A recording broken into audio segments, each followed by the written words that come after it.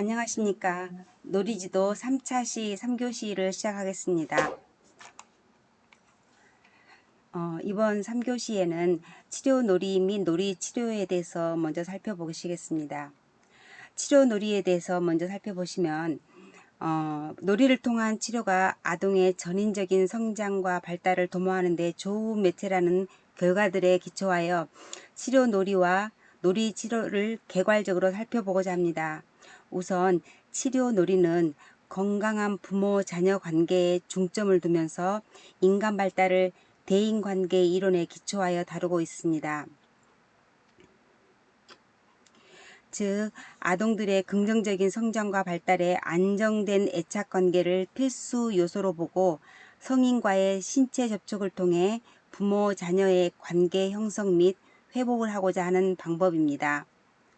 그러므로 본 수업에서는 영아를 위한 치료놀이를 먼저 다루고자 합니다. 그 다음으로 놀이치료 초기에는 정신분석, 또 인본주의적 이런 입장에서 실시되었고 점차 행동주의나 인지행동주의적 관점으로 발전하였는데 최근에는 치료의 효과를 극대화하기 위해 한 이론에 국한시키지 않고 여러 기법들을 절충하여 사용하는 추세입니다.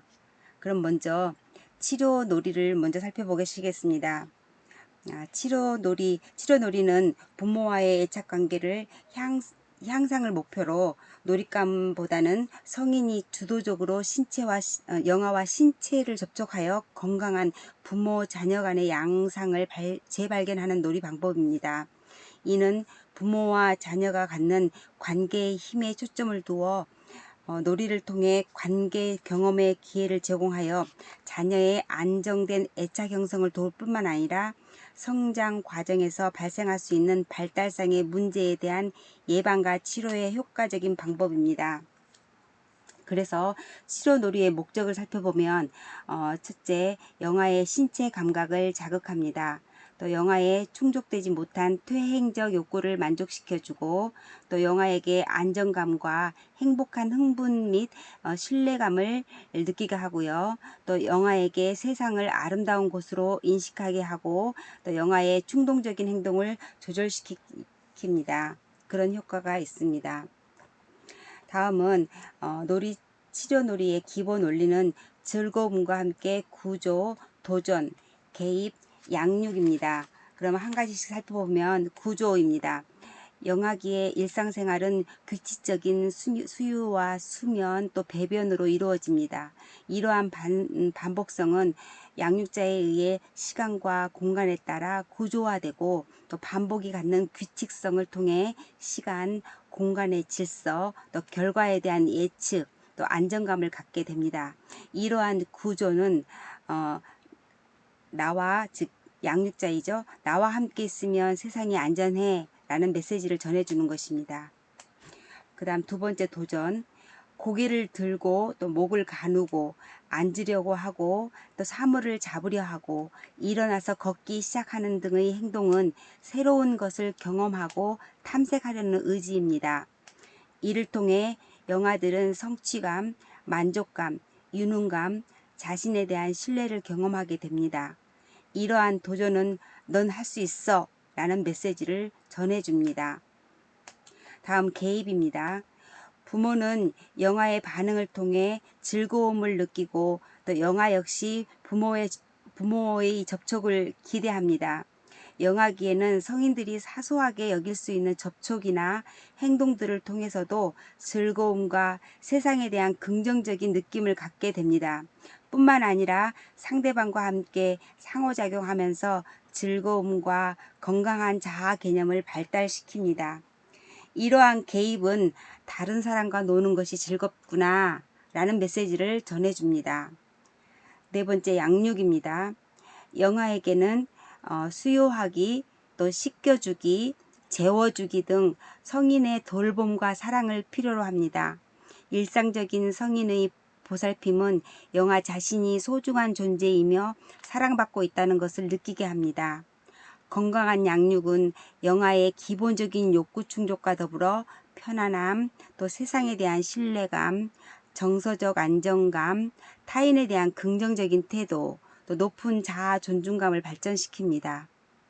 이러한 양육은 너는 너무도 사랑스럽고 소중한 아이야 라는 메시지를 전해줍니다. 치료의 전체 과정은 6단계의 치료 과정과 또 3단계의 본 치료로 구성되어 있으며 본 치료는 매회 3단계의 과정이 반복됩니다. 자, 단계를 보면 1단계의 절차는 도입입니다. 내용으로는 치료자는 먼저 아이에게 접근하여 인사를 하고 자기소개를 한 다음 아이를 데리고 치료실에 데려가고요. 2단계 탐색 절차에는 아이와 치료자는 서로 알아가는 내용이 담겨져 있고요. 또 3단계는 불확실한 수용, 아이는 놀이를 하고자 하나 그 밑에는 불확실함이나 불안이 깔려 있습니다. 4단계 부정적 반응, 아이는 치료자에 친해지려는 어떤 노력에도 저항을 처음 나타납니다. 5단계 성장과 신뢰 절차로서 다른 사람과 정상적으로 상호작용하는 경험에서 즐거움을 맛보고 만족스러워합니다. 6단계 종결 절차에서는 마지막 단계인 준비, 통보, 헤어짐의 3단계를 거치게 됩니다. 세 단계의 본 치료는 인사, 점검을 포함한 시작 단계와 구조적 활동이라든가 도전적 활동, 개입 활동, 양육 활동이 활용되는 공식적인 치료 단계, 또 그리고 마지막 헤어짐과 인계하기를 포함한 종결 단계로 구성되기도 합니다. 다음은 치료놀이는 성인 치료자가 책임을 지고 주도권을 갖기 때문에 다른 치료법에 비해 결과에 대한 예측 가능성이 훨씬 높습니다. 또한 매트, 부드러운 방석 등과 또 벽에 거울만 있으면 기본적으로 충분하여 치료실에 준비물이 거의 필요 없을 수도 있습니다.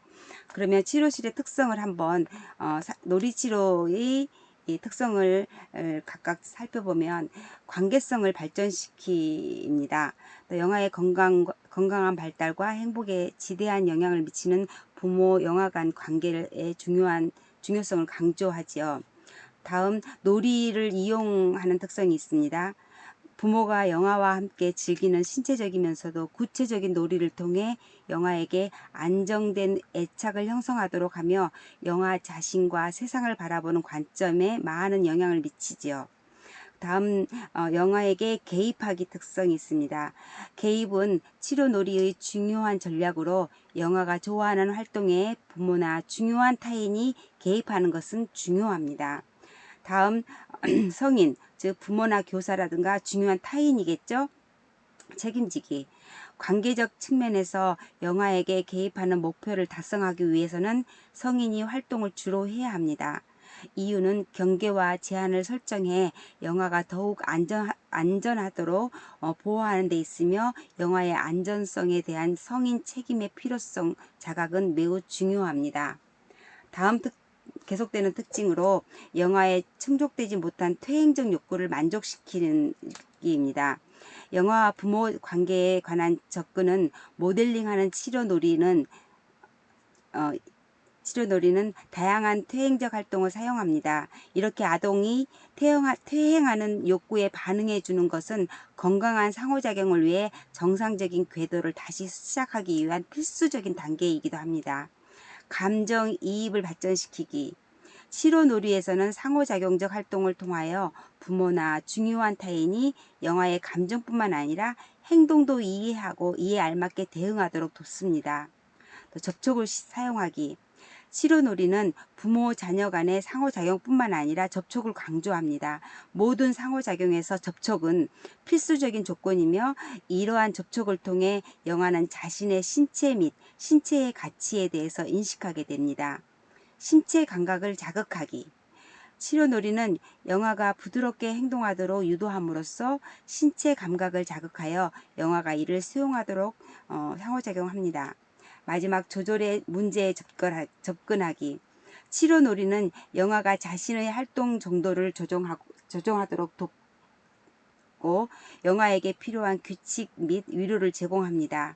영아에게 사랑을 가지고 대하는 어머니나 중요한 타인은 영아에게 흥분 조정을 반복하도록 해줌으로써 성장하면서 자신을 위로하는 능력을 기를 수 있도록 합니다. 이것들이 모두 치료놀이의 특성이 되겠습니다. 교사들이 의식하지 못할지라도 어린이집에서 일상적으로 이루어지는 영유아 보육은 치료놀이적 요소를 많이 포함하고 있습니다. 따라서 영아 보육은 애착 및 관계 형성을 촉진하고 일상생활을 하는데 필요한 기술 습득 및 사회화의 기초를 이루는 것에 강조를 두어야 합니다. 특히 어린이집에서의 치료놀이를 통한 영유아 영유아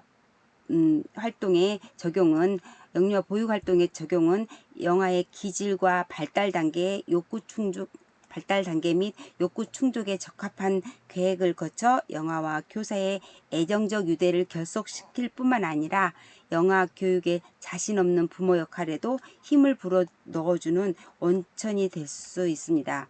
그래서 영아기 교사의 역할을 보면 상호작용이라든가 안전기지, 교육, 안내가 있습니다. 상호작용을 살펴보면 영아의 음식에 대한 기본 욕구라든가 기저귀 갈기, 잠자기, 신체 접촉 등의 욕구에 민감해야 합니다.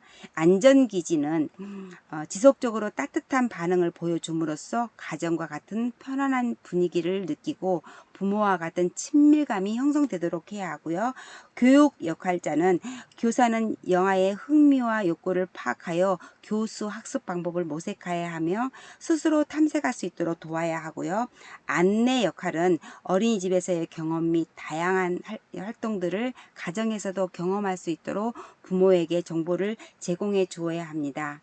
그럼 이러한 치료놀이의 활동의 예를 보면은 손탑쌓기 같은 경우는 뭐 교사와 영아가 함께 마주보고 순서대로 손탑을 쌓아 나갑니다. 교사가 노래를 부르면서 손탑을 쌓는데 빨리 부르면 빨리 쌓아 나가고 천천히 노래하면 손탑 역시 천천히 만들어 올라가는 놀이이지요. 쭉쭉 내려가서 뭐 인사하기 같은 경우 영아가 아는 사람을 만날 때 시선을 마주치며 인사하도록 교사도 영아와 만날 때 손을 흔들어 이렇게 주며 손바닥을 딱딱 부딪혀 인사하기도 합니다. 쭉 밑으로 내려가서 쭉쭉 키 크기 놀이 같은 경우 누워있는 영아의 두 다리를 잡고 이렇게 마사지 해주듯이 살짝 다리를 눌러가면서 쭉쭉쭉쭉 이렇게 해주는 놀이입니다. 다음 영유아 및 아동의 정서적인 문제를 해결해주는 치료 방법은 다양합니다. 그 중에 놀이치료와 치료놀이 중에서 치료놀이의 기본 놀이치료의 헷갈리네요. 예, 놀이치료의 개념에 대해서 먼저 살펴보겠습니다. 어른은 언어라는 매체로 의사소통을 하지만 아이들은 놀이와 활동으로 의사소통을 합니다. 아이들은 언어가 충분히 발달되지 않았을 뿐만 아니라 언어보다는 비언어적인 의사소통 방법을 많이 사용하기 때문에 성인과는 다른 놀이 행동 표현을 통한 접근이 효과적입니다. 놀이 치료는 다양하고 또 고도로 발달된 이론적 지침과 기술적 전략을 포함한 일련의 치료 양상을 구성하고 있는데요. 놀이치료란 훈련된 치료사가 심리적 문제를 지닌 내담자를 돕기 위해 체계적으로 놀이에 치료적인 힘을 적용하는 대인관계의 과정입니다. 그럼 놀이의 심리적 치료 요소를 보면 놀이는 아동들이 가장 하고 싶어하는 일이고 가장 즐거워하는 일입니다. 이러한 놀이를 통해 아동은 기쁨과 만족감을 경험할 수 있으며 발달적 욕구를 채우게 됩니다. 또 둘째, 놀이는 자발적입니다. 놀이는 아동의 내적 동기에 의해 조성되고 또 실행되며 절대로 외적 보상에 의해 좌우되지는 않습니다. 따라서 놀이는 아동의 마음 세계를 있는 그대로 드러내주고 만들어줍니다. 셋째, 놀이는 놀이의 대상물보다 사람이 중심입니다. 놀이는 마음을 주고받고 또 자기 느낌대로 표현하고 구성하는 창조적 활동입니다. 마지막 넷째, 놀이는 긴장이나 억압되어 있는 감정을 해소시켜주는 천연의 통로입니다. 그래서 놀이는 아동의 정서를 치료해 줄 수 있습니다. 놀이 치료의 역사를 이렇게 쭉 연도와 학자별로 제시해 보았습니다. 참고해 주시면 감사하겠습니다. 놀이가 아동의 심리 치료 방법으로 적용되어 온 역사는 거의 100년에 이릅니다. 기록에 남아있는 최초의 놀이 치료적 접근은 프로이드가 1909년에 한스라는 소년의 공포증을 치료하기 위해 그 부모에게 한스의 놀이를 관찰하도록 하고 또 한스가 보여준 놀이 행동의 의미를 해석해주며 치료를 시행했던 것입니다.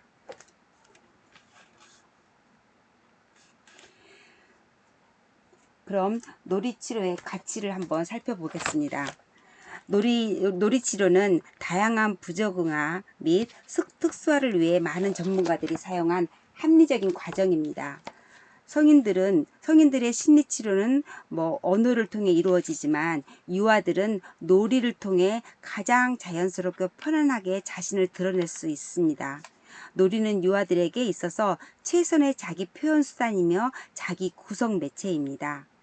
유아들의 놀이는 그들의 언어이며 장난감은 그들의 단어이다 라고 말하였듯이 놀이는 유아의 정서적 부적응 문제 및 자기 통찰을 예방하고 또 치료하기도 합니다. 또 놀이의 심리적인 요소의 근원을 살펴보면 여러 가지가 있는데요. 그 중에 놀이는 가장 즐거운 것이고 놀이는 감정을 효과적으로 전달할 수 있는 자연스러운 과정이고 놀이를 통해 유아들이 수용되고 관심을 받고 있다는 것을 느끼며 놀이를 할 때는 성인과 유아의 힘이 평등화가 되어 있습니다. 또 유아는 평소보다 성인의 유혹을 덜 받습니다. 이런 의미에서 특수화에게 있어서 놀이는 다음과 같이 몇 가지 중요한 기능을 가지고 있습니다. 첫째, 운동, 언어, 인지, 사회적 영역에서 바람직한 행동 발달을 촉진하는데요. 놀이 활동은 신체 활동을 통해 특수화의 대소근육 운동 기능을 발달시키며 집단 게임에서 의사소통 활동과 표현 활동을 함으로써 언어가 발달할 수 있고 또래와 협동하는 집단 놀이를 통해 사회성을 발달시킵니다. 둘째, 교육적인 활동을 강화하는데요. 특수화가 어떤 하나의 기능을 학습하면 놀이는 즐거움을 주는 방법으로 그 기능을 연습하고 강화하기 위한 수단을 제공하게 됩니다. 셋째, 사회적으로 부적절한 행동을 억제하게 됩니다. 유아가 놀이 활동에서 적극적으로 참여하게 되면 사회적으로 용인되기 어렵다고 생각하는 행동을 억제하게 되기도 합니다. 넷째, 유아에게 즐거움을 제공하는데요. 특수화도 예외가 아니며 장난감이나 게임을 통한 놀이의 즐거움을 더 많이 필요로 하고 있습니다. 장애가 심한 특수아들은 이렇게 놀고 시간을 어떻게 이용하는가에 대한 직접적인 지도가 필요할 수 있는데요. 경도의 특수아들은 정확한 훈련이나 지시 없이도 많은 여가 활동을 즐길 수는 있습니다. 다섯째, 놀이는 특수아들이 독립심을 가지도록 도와주는 역할을 하는데요. 이 도움으로 인해 특수아들은 의존성과 무력함을 배우게 되기도 하고요. 또 놀이는 평가나 비판, 처벌로부터 자유롭기 때문에 위협이라든가 수용, 도전이라는 독립성도 강조하기도 합니다.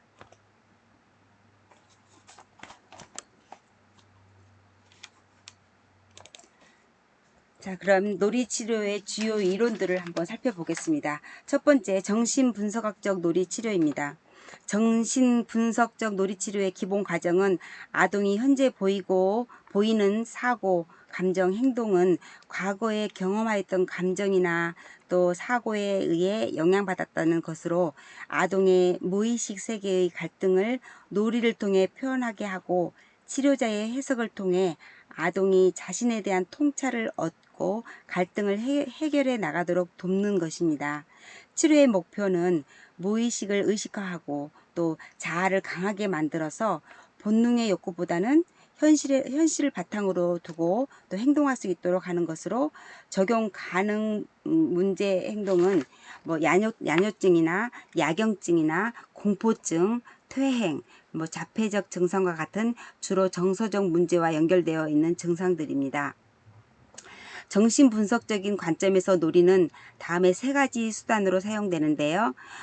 치료자와 아동과의 관계 형성 수단이라든가 아동 관찰의 매개체라든가 해석적 의사소통을 촉진하는 수단으로 사용되기도 합니다. 놀이 치료자는 놀이에 자유롭게 열중함으로써 아동 스스로가 자신의 문제를 깨닫고 해결할 수 있도록 통찰력 있는 조력자가 되어야 하며, 치료실 내에서는 안전하게 물건을 제공해야 되고, 또 아동이 최대한 자유롭게 놀도록 허용해야 됩니다.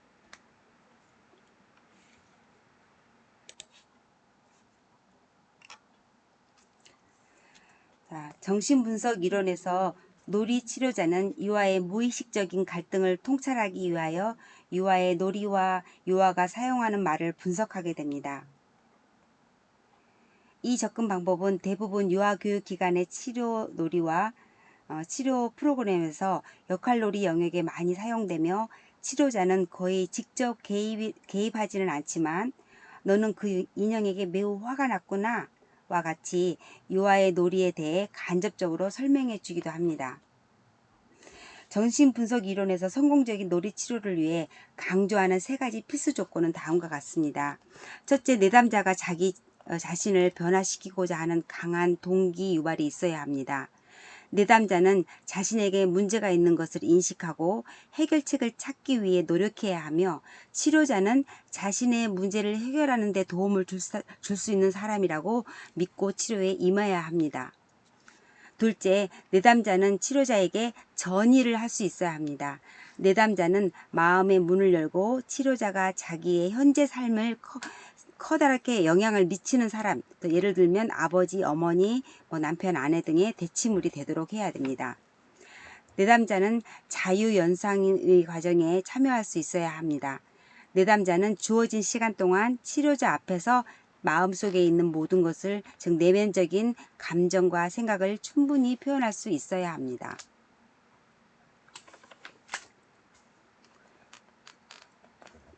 그러나 내담자가 성인이 아니고 유아일 경우에는 이 세 가지 조건을 갖추기가 좀 어렵기도 하지요. 첫째, 유아 내담자는 변화하고자 하는 동기가 부족하며 치료가 필요하다고 결정한 부모도 그러하다는 것입니다. 따라서 치료자는 유아로부터 문제를 알아내려고 강요하게 되지요. 둘째, 전이가 쉽게 이루어지지 않습니다. 예를 들면 성인 내담자의 경우에 치료자가 아버지의 대치물이 되어 권위주의적인 존재에 대해 감정을 표현할 수 있어요. 그러나 유아는 부모에 대한 강한 이미지를 가지고 있어서 치료자를 아버지의 대치물로 가정하지 못해요. 셋째, 유아들은 자아인식과 자유연상에 필요한 언어 기술이 부족해요. 따라서 유아는 자유연상을 다른 방법으로 접근해야 하기 때문에 비언어적인 의사소통으로 놀이를 이용하기도 합니다. 킬리는 가정 중 하나는 유아의 놀이 활동의 대부분은 부모와 유아 간의 관련이 있는 성적인 갈등이나 공격성에 관한 상징적인 표현입니다. 유아가 부모에 대해 가지고 있는 감정, 즉 사랑과 증오, 또 적의와 분노 등으로 인해 모순과 혼란을 경험하게 되죠. 이러한 복잡한 감정을 유아들이 이해하고 말로 표현하는 것은 불가능하므로 유아는 가장 여러 가지 장난감을 이용해 이 복잡한 감정을 놀이로 나타내기도 합니다. 프로이드는 놀이를 통해 유아 분석이라는 새로운 방법을 발달시켰는데요. 그는 유아의 놀이를 성인의 꿈과 유사한 방법으로 사용하였어요. 즉 상상력이 풍부한 놀이나 그림 등에서 무의식적 동기를 찾으려고 하였지요. 다음은 아동 중심적 놀이치료를 살펴보겠습니다. 아동 중심적 놀이치료는 아동 자신이 가장 믿을 만한 정보의 원천이라고 보고 있으며, 모든 아동은 자기 자신의 중요한 일 등을 스스로 결정하고 해결할 수 있는 능력을 지니고 있으므로 놀이를 통해 감정과 경험을 표출해 나가는 과정에서 자신을 발견할 수 있음을 강조하고 있습니다. 아동 중심적 접근은 문제 행동의 제거에 관심을 두기보다는 아동이 잠재적인 자신의 능력을 되찾고 최상의 발달을 해 나가도록 돕는 것입니다. 따라서 치료자는 수동적인 입장에서 아동에게 관심을 보여주는 일과 또 아동 스스로 하고 싶은 놀이에 몰두할 수 있다는 확신을 주는 이상의 주도적인 행동을 하지 않도록 해야 하며, 놀잇감들이 아동들의 단어이고 놀이가 그들의 언어라고 생각되기 때문에 놀잇감과 놀이도구들을 주의 깊게 선택해야 합니다. 1940년대 노조스는 내담자 중심 치료, 또 비지시적 치료를 이론화하였으며 이는 엑슬라인에 의해 완성되었습니다. 프로이드의 제자였던 엑슬라인은 인간의 내부에는 자신의 문제를 만족스럽게 해결할 수 있는 능력이 있을 뿐 아니라 성숙된 행동을 하고 싶어하는 성장 충동이 있다는 가정을 하였으며, 이를 위해서는 치료의 세 가지 근본적인 특징인 진실성, 공감적 이해, 내담자에 대한 긍정적인 수용을 보이는 환경에서 치료 과정이 일어나야 된다고 보았습니다. 엑슬라인은 놀이치료자의 기본 원칙을 다음과 같이 설명하였어요. 첫째, 치료자는 유아와 따뜻하고 친밀한 관계를 형성해야 합니다. 유아가 치료실을 편안하게 놀이할 수 있는 초대받은 장소로 느낄 수 있도록 따뜻한 미소와 깊은 관심을 가지고 있어야 된다는 것이죠. 둘째, 치료자는 칭찬이나 비판 없이 유아를 있는 그대로 수용해야 합니다. 12세 진의 경우를 예를 들어보면요. 치료자는 유아의 태도를 수용하려고 노력하나 자신의 부족한 기술 때문에 어려움을 겪었어요. 마침내 치료자는 진, 나는 너를 도와주고 싶어. 나는 네 친구가 되고 싶은데 너를 괴롭히는 것이 무엇인지 이야기해 줄 수 있겠니? 라고 말하였대요. 진은 한숨을 쉬면서 말하였어요. 나를 괴롭히는 것은 아무것도 없어요. 치료자는 진의 감정을 수용하지 못하였고 치료는 막혀버렸다는 것이죠. 셋째, 치료자는 치료실에 있는 놀잇감을 유아가 원하는 대로 사용하여 유아 자신의 감정을 자유롭게 표현할 수 있도록 허용적인 분위기를 만들어 주어야 한다는 것이죠. 5세 된 메이의 예를 들면요. 메이는 인형을 가지고 가족놀이를 하고 있는 도움을 주고자 하는 가족놀이를 하고 있는데 도움을 주고자 하는 치료자는 너무 몰아붙이기 시작했어요. 메이가 장난감 마차에 인형을 태우고 밀고 이렇게 있을 때 치료자가 나타나서 아기가 지금 병원 가는 길이니? 라고 물었어요. 메이는 그렇다고 대답했어요. 아기가 병원 가는 것을 무서워하지 않겠니? 치료자가 물었죠. 메이는 또다시 그렇다고 했어요. 그런 다음 무슨 일이 일어났어? 치료자가 또 물으니 메이는 그냥 일어나서 창가로 다가간다. 그런 다음에 치료자를 등지고 서서 그런 질문 얼마나 더 오래 할 거예요? 라고 물었대요. 넷째, 치료자는 유아의 감정을 인식하여 반영시켜 줌으로써 자신의 행동에 대한 통찰력을 갖도록 해야 돼요. 치료자는 유아가 감정을 말로 표현할 때 말하는 것이 무엇인지 정확하게 인식하도록 해야 하고 유아의 말에서 의도된 것보다는 더 많이 읽으려고 해야 됩니다. 예를 들어 잭의 얘기입니다. 나는 형에게 침을 뱉었어요. 나는 아버지에게 침을 뱉었어요. 나는 그들의 얼굴에 침을 뱉었어요. 그들은 내 장난감을 주지 않았어요. 그는 내 총을 망가뜨렸어요. 나는 그들에게 보여줄 거예요. 나는 그들에게 침을 뱉을 거예요. 라고 말했어요. 치료자는 너는 아빠와 형한테 몹시 화가 나가 있구나. 형과 아빠가 내게 한 대로 너는 그들의 얼굴에 침을 뱉고 싶구나. 라고 하였다는 것이죠. 엑슬라인은 감정의 인식과 해석은 두 가지 다른 과정이지만 내담자의 놀이에서는 이 둘을 분리하기가 어렵다고 했어요. 그 해석을 많이 하지 않도록 경고하고 있지요. 그 이유는 어떤 특별한 해석도 실수가 있을 것이며 해석이 정확했다 하더라도 치료자는 내담자가 나아가고자 하는 것보다 더 빨리 막 내담자를 밀어붙이기 때문이라는 것이죠. 다섯째, 치료자는 언제나 유아를 존중해야 하고 유아가 자기 스스로 문제를 해결할 수 있는 능력이 있음을 인식하여 유아 자신이 선택하고 스스로 변화를 가져오도록 해야 된다는 것이죠. 치료 성공의 책임은 유아에게 있고요. 또 이러한 맥락에서 치료는 치료자가 아닌 유아 중심이 되어야 합니다. 유아가 성공의 책임이 자신에게 있다는 것을 인식할 때 자신감과 자아 존중감을 얻게 된다는 것이죠. 여섯째, 치료자는 유아의 행동이나 대화를 이끄는 것이 아니고 유아를 따라가야 한다는 것이죠. 비지시적인 치료에서는 조사하듯이 한 이렇게 질문이라든가 막 방향, 제한, 촉진, 비평, 유아의 행동에 대한 인정 등을 용납하지 않을 수가 있어요. 그래서 비지시적인 방법은 이런 것들을 용납하지 않는다는 것이죠. 그래서 X라인은 인정은 비평과 마찬가지로 조작의 한 형태이며 이 행동이 옳기 때문에 그렇게 행동하는 것이 아니라 단순히 치료자를 즐겁게 하기 위한 방향으로 행동할 수 있다고 했으면서 주의를 요했습니다. 일곱 번째, 치료자는 치료가 점진적인 과정을 인정하여 치료를 서두르지 않는다고 했어요. 치료의 효과가 분명하게 나타나지 않는다고 해서 진전이 없음을 의미하는 것은 아닙니다. 치료할 때 유아를 서두르게 하면 지금까지 기술하는 원칙 가운데 많은 것을 잃게 됩니다. 즉 유아와 치료자 간의 형성된 라포에 손상이 갈 것이며 허용적인 분위기도 아니고 유아를 존중하는 것도 아니며 길을 안내하는 사람은 유아라는 사실을 잊어버리게 됩니다. 마지막 여덟 번째, 치료자는 한계를 분명히 정해주어야 합니다. 유아의 생활에서 한계가 없는 영역은 없어요. 한계는 유아들이 현실을 직시하고 수행해야 할 책임을 인식하는 데 도움이 됩니다. 이 비지시적인 요법에서의 한계는 일반적으로 세 가지가 있는데요. 유아들은 자신과 치료자에게 해를 끼쳐서는 안 돼요. 유아는 치료실에 있는 놀잇감을 손상시켜서도 안 돼요. 유아는 하고 싶은 대로 치료자와 함께 시간을 보낼 수 있지만 일단 치료 시간이 딱 끝나면 즉시 치료실을 떠나야 해요. 다음 구조화된 놀이치료를 보겠습니다. 1930년대 후반에 구조적 놀이치료 기법이 좀 더 목표 지향적인 접근을 위한 근거로서 정신분석적 이론을 사용하면서 발전된 거예요.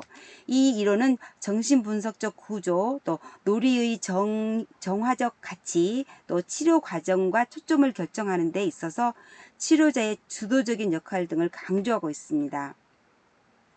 치료자는 유아의 발달 수준이나 개인의 특성 등 자신의 판단에 의해 유아의 장애를 지속시키거나 촉진시킨다고 생각되는 사건이나 상황, 또 갈등에 대해 극적인 논리를 구성해 줄 수 있습니다. 유아는 말로 하는 것이 아니라 어떤 일이 일어났는가를 행동으로 드러내도록 고무되어지는 것입니다. 이러한 사실에 대한 정보는 유아의 부모나 유아 자신 혹은 그 외의 다른 사람들로부터 얻은 유아의 과거 행동, 또 유아의 자발적인 놀이, 이전에 구조화된 놀이에서 보여준 변화 상태라든가 관련된 도구, 지난 시간의 놀이 치료 후의 행동에 대한 어머니 등의 어머니를 보고 그런 것들을 통해 얻어진다고 합니다. 그런 행동들이 얻어진다고 합니다. 치료자는 단지 치료가 불완전하지 않은가 하는 성공에 대한 두려움이나 치료를 완전하게 해야겠다는 충동성 때문에 내담자의 문제와 명백한 관련이 없는 놀이 형태를 사용하는 오류를 범하지 않아야 합니다. 치료자는 유아의 치료적 관계가 성숙되었을 때 구조화된 놀이를 도입합니다. 또한 치료자는 이러한 형태의 치료를 다룰 수 있다는 확신을 가지거나 자신감을 발달시켜야 하며 언제, 어디서, 어떻게, 얼마나 구조화된 놀이를 사용해야 하는지를 알아야 됩니다. 그럼 구조화된 놀이치료 방법의 종류에는 의상 놀이치료, 이야기 꾸미기, 책을 이용한 치료법, 미술치료 기법 등이 있는데요. 가장 의상 놀이 치료란 연극 배우가 무대 위에 극중 인물에 맞는 의상을 입고 그 역할을 연기하는 것처럼 유아도 가장 의상을 입고 자유롭게 표현한 것입니다. 유아 자신에 관한 이야기를 할 때는 수줍어할 수도 있겠지만 가장 의상을 입은 유아는 자기의 문제를 무심코 나타낼 수 있는 것입니다. 다음 이야기 꾸미기 기법은 가드너가 개발한 것으로 자기와 직접 관련이 없는 가상의 친구 문제로 이야기를 꾸미는 것을 말하는 건데요. 다른 사람의 문제를 말하는 동안 자신의 감정적 문제를 이야기하게 됩니다. 책을 이용한 치료법은 문제가 있는 유아에게 주인공의 생활 환경과 유아의 생활 환경이 유사한 내용의 책을 읽게 하거나 혹은 상담자가 유아에게 큰 소리로 책을 읽어주는 것입니다. 미술 치료 기법은 점토, 크레용 등과 같은 비구조적인 개방적인 자료를 이용해서 유아 스스로 창의적으로 표현하게 하는 것들입니다. 다음 관계놀이 치료입니다. 관계놀이 치료 이론에서는 내담자와 과거 경험이나 내담자의 과거 경험이나 무의식을 강조하기보다 오히려 현재의 상태를 중요하게 여기며 특히 치료자와 내담자의 관계의 발달이 중요하다고 강조하고 있습니다. 따라서 치료자와 내담자의 현재 이 시점, here and now에 치료의 초점이 주어집니다.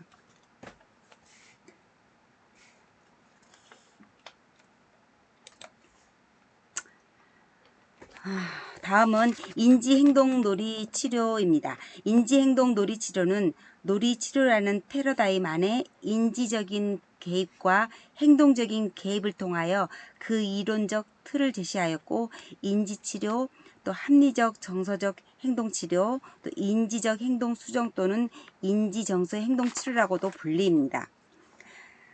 넬은 그동안 성인에게 적용되었던 인지치료, 인지행동정서치료 등을 아동에게 적용시킨 대표적인 인물로 인지치료의 입장에서 아동의 참여를 강조하였고 아동이 변화해서 능동적인 참여자가 될 수 있고 또 아동이 부적응적인 신념을 수정하도록 도움으로써 개인적인 이해감과 능력감을 경험하게 하였습니다. 치료자는 조절, 숙달, 행동 변화에 대한 책임이 아동 자신에게 있음을 알려주고 아동은 비합리적인 신념을 수정하고 또 정체감을 형성하도록 도움을 받으면서 자신에 대한 이해를 발달시켜 갑니다. 이로써 아동은 치료에 적극적으로 참여하고 또 왜곡된 사고들을 변화시켜 갑니다. 또한 치료자는 인지적 개입 전략과 행동적 개입 전략을 적절히 통합 활용해야 하는 등 다른 지향의 놀이치료보다 치료자의 적극적인 개입을 강조합니다. 인지치료적 전략으로서는 사고의 기록, 또 인지변화 전략, 또 자아상태 대처, 독서 치료 등이 있으며 교육적 효과를 위한 전략으로는 모델링, 역할놀이, 행동 형성, 또 긍정적 강화와 같은 변화 촉진 기법들이 포함됩니다.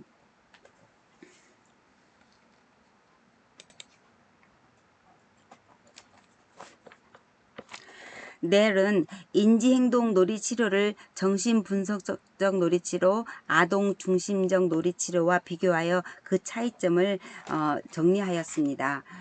표를 보시면 정신분석적 놀이치료, 또 아동중심적 놀이치료, 인지행동 놀이치료를 세 가지를 비교해 보았는데요. 지시와 목표를 보면 정신분석적 놀이치료, 치료자는 지시하지 않는 반면에 인지행동 놀이치료는 치료 목표가 형성되며 목표에 대한 지시가 개입의 기본이 된다는 걸로 좀 반대가 되죠. 또 놀잇감과 활동을 보면 정신분석 놀이치료에서는 치료자는 참여적 관찰자이고 놀잇감이나 활동을 제한하지 않는 반면에 아동 중심적 놀이치료에는 아동이 놀잇감, 활동, 놀이 방법들을 항상 선택할 수 있다고 보았습니다.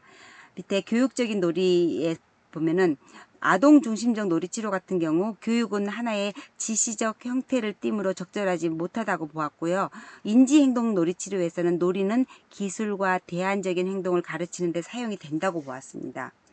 다음 해석과 연결을 보면 정신분석 놀이치료에서 해석은 궁극적인 치료의 수단이며 아동 중심에서는 만약 아동이 먼저 해석이나 연결을 하지 않으면 치료자에 의해 이루어지지 않는다는 거죠. 치료자는 상징적 놀이에 대한 해석이 아닌 무조건적인 수용이 나타난다는 것입니다. 인지행동치료에서는 치료자가 해석하거나 연결을 할 수 있습니다. 치료자는 아동을 위해 갈등을 언어로 표현해 줍니다. 다음 칭찬을 보면은 정신분석에서는 칭찬은 바람직하지 못하다고 보았고요. 반면에 인지행동치료에서는 칭찬은 매우 중요한 요소라고 보았으며 아동 중심 놀이치료에서는 치료자는 칭찬을 해서는 안 된다고 보았고 칭찬은 아동에게 아동 본래 그대로를 인정하기보다는 아동으로 하여금 어떤 특정 방식으로 행동하도록 하는 메시지를 전한다고 보았습니다. 다음 6번째 발달놀이 치료를 보시겠습니다. 발달장애 또는 발달적인 적응 문제를 가진 아동을 위한 심리치료로 여러 발달 단계에 있는 모든 연령의 아동에게 자아를 발달시키도록 돕기 때문에 다양한 아동 문제에 매우 효과적입니다. 브로디는 성적 학대를 받은 아동, 주의력 결핍 아동, 또 파괴적인 행동을 하는 아동 등 3가지 범주의 아동을 제시하였는데요. 치료의 목표로는 첫째, 자기와 환경에 대한 인식을 도우며 또 둘째, 환경이나 주변과의 상호작용이 이전에 갖고 있던 자기 중심적 또는 폐쇄적인 태도보다 더 만족스럽다는 사실을 알게 함으로써 아동이 사람이나 사물과 안전한 관계를 형성해 주도록 돕기도 하고요. 셋째, 충동을 조절함으로써 기쁨과 만족을 얻을 수 있다는 사실을 알게 하여 현실에 대처하도록 도우며 마지막 넷째, 타고난 잠재력을 발휘하게 하고 발달을 돕고 또 현실적 수준의 목표를 세우기도 합니다. 그 다음 부모놀이 치료를 보면 부모놀이 치료는 부모들을 치료 과정의 파트너로 참여시켜 부모의 적극적 참여를 유도하는 방식입니다. 즉 기존의 놀이치료들이 아동을 주로 내담자로 보았다면 부모놀이 치료에서는 부모 자녀를 하나의 내담자 단위로 보고 부모를 치료 대행자로서 훈련시킴으로써 부모가 직접 자녀의 놀이 기회를 마련하게 하고 또 부모 자녀 관계 향상에 더욱 적극적으로 참여하게 됩니다. 치료의 목표는 부모와 아동 심리 내부에 그리고 부모 아동 관계의 변화가 발생하도록 돕는 것으로 부모는 아동의 독립에 대한 욕구를 수용할 수 있게 하고 또 아동은 자아에 대한 수용을 촉진하고 관계에 대한 신뢰를 증진시키는 데 있습니다. 부모놀이 치료가 갖는 구체적인 목표들을 보면은요. 아동을 위한 목표를 보면 아동 자신의 감정과 타인의 감정에 대한 이해를 발달시킬 수 있고요. 또 아동의 문제 해결 기술을 발달시키고요. 또 아동의 적응을 향상시키기 위해 갈등과 곤란한 점들을 토론하기도 하고 또 부모에 대한 신뢰를 증가시키고 아동 자기 자신의 신뢰와 자기 존중감을 신뢰시키는 것이 목표이며 두 번째 부모를 위한 목표를 보면 자녀들의 발달, 감정과 동기 등에 대한 이해를 증진시키고요. 또 놀이 및 정서의 중요성에 대해서 배우게 하고 자녀들에게 따뜻한 마음과 신뢰감을 증진시키고 또 미래의 문제에 예방할 수 있는 아동 양육 방법을 배우고 활용하게 하는 게 목표이며 가족을 위한 목표를 보면 가족 문제들을 감소 또는 완화시키고 또 미래의 가족 문제를 예방하도록 돕고요. 부모 자녀 관계를 강화시키고 또 가족 내 의사소통을 능력을 증진시키고 또 가족 간 갈등에 대한 대처 능력도 강화시키며 함께 즐길 수 있는 가족 능력을 증진시키는 것이 목표입니다. 다음 가족놀이 치료입니다. 가족놀이 치료는 놀이 치료와 가족 치료를 결합시킨 방식으로 부모, 자녀, 치료자가 함께 이미 계획된 놀이 상황에 참가하는 것입니다. 가족 놀이 치료는 놀이 치료에 부모를 포함시킴으로써 부모와 자녀 사이의 의사소통의 중요성을 인식하도록 하여 관계 증진을 시키고 건강을 촉진시키는 상호작용을 지속적으로 해 나갈 수 있도록 하는데 치료 목적이 있습니다. 놀이치료자는 부족한 역할 모델을 가진 부모들에게 적절한 역할 모델을 제시하고요. 부모가 편안하게 변화를 경험할 수 있는 환경을 제공하고요. 또 부모는 놀이치료자의 역할을 모방함으로써 좋은 부모의 역할을 배우게 됩니다. 가족 놀이치료의 단계를 살펴보면 연합 단계를 먼저 보겠습니다. 치료자는 문제를 나타내는 개별 가족 구성원의 관심을 두는 것이 아니고 가족 체계에 관심을 가짐으로써 문제 자체에 대한 주의를 감소하고 가족에게 긍정적인 상호작용을 하도록 하는 것입니다. 두 번째, 규칙과 제한의 확립 단계인데요. 분명한 규칙과 제한을 확립하는 것은 가족과 아동이 함께 작업하는 중요한 부분입니다. 치료 과정에서 치료자는 놀이치료가 부모와의 공동 책임이라는 것을 처음에 말해줍니다. 또한 아동들은 이 놀이를 할 안전한 분위기를 부여받을 권리가 있으므로 가족과 아동이 함께 작업하는 동안 아동이 치료에서 말하거나 행동하는 것에 대해 집에서 아동에게 나무라거나 그런 처벌을 해서는 안 된다는 것을 말해 주어야 합니다. 세 번째, 생활에서의 일반화 단계인데요. 가족의 1차적인 생활 과정을 확인하는 것은 가족과 아동이 작업하는 중요한 목표 중에 하나입니다. 가족 놀이 치료는 치료자가 가족 내부에서 변화할 동기를 만들도록 하기 위해 가족 구성원들이 도전할 기회를 가질 수 있도록 안전한 분위기를 제공하고 또 가족 구성원들이 표현하도록 격려하고 또 일상생활에서도 이러한 상호작용 패턴이 일반화되도록 추구해야 되는 것입니다. 가족 놀이 치료자의 역할을 보면 가족 놀이 치료자는 문제를 정의한 것에 따라 모든 가족 구성원을 도와야 되고 아동 내부에서만 일어나는 독자적인 증상인지 또 아동의 표출된 행동에 부부간의 갈등이 숨겨져 있는지를 알아내야 됩니다. 가족 놀이 치료자는 가족 구성원들이 새로운 방법을 배울 수 있는 긍정적인 분위기를 창조하고요. 또 개인의 고유한 성장 문제를 갖는 모든 구성원들을 돕고 각각에 관한 긍정적인 방법을 창조하도록 도와야 되며 가족놀이 치료자는 아동이 변화되었음에도 불구하고 가족들이 기존의 발달 단계에 고착하는 경우가 있어요. 그렇기 때문에 아동이 새로운 환경에 진입하거나 다음 발달 단계를 맞이하려고 할 때 그 단계에 맞는 새로운 방법을 배우도록 해주어야 되고요. 가족놀이 치료자는 부모가 자녀에게 갖는 정서적 관심을 인식하고 또 증상을 나타내는 아동과의 연결을 통해 가족 속으로 들어가도록 해야 되며 마지막으로 가족놀이 치료자는 가족 결석이 이 변화를 위한 토대와 신뢰의 필수적이기 때문에 가족의 핵심 감정과 관계가 이런 아동의 놀이에 반영되었는지를 항상 확인해야 됩니다. 다음 생태학적 놀이치료를 보겠습니다. 생태학적 놀이치료로는 기존의 모든 놀이치료 이론들을 통합한 형태의 모델인데요. 이 모델은 치료자로 하여금 각 개인의 경험을 독특한 것으로 그리고 개인이 속해 있는 모든 체계들의 영향과 상호작용을 결과로서의 개념화하도록 해야 되는데요. 생태학적 놀이치료자는 내담자가 타인들의 욕구 충족을 침범하지 않으면서도 자신의 욕구를 충족시키는 능력을 증가시키도록 돕고요. 또 내담자 아동만을 만나는 것이 아니라 그와 상호작용하는 이 체계들을 모두 감안하도록 제한해야 됩니다. 생태학적 놀이치료는 브론펜 브레너의 생태학적 이론, 즉 개인은 능동적이고 역동적인 개체로 가까운 환경과 직접적으로 상호작용을 하지만 인간은 더 큰 맥락의 환경과 상호 호혜적인 관계에 있음을 강조한 바에 기초하여 개인, 가족, 사회, 교육, 법, 의료, 정신건강의 각 체계 내에 포괄해야 할 영역들의 목록을 이렇게 제시하고 있습니다. 그럼 개인 체계를 한번 구체적으로 보면요. 임신과 출산, 애착과 유대관계에 역점을 둔 내단자의 유아기, 발달 이정표의 달성 정도, 형제와 또래와의 초기 관계, 정신상태의 점검과 행동 관찰 등이 포함될 수 있는 체계입니다.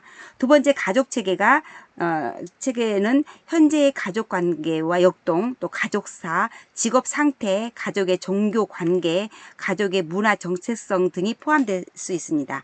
세 번째 가족 체계는 현재와 과거의 사회적 기능, 또 아동의 대인관계와 성적인 경험 등이 해당됩니다. 교육체계로서 학교와 학업에 관련된 내담자의 과거 역사, 아동의 현재 학교 환경 등을 들 수 있고요.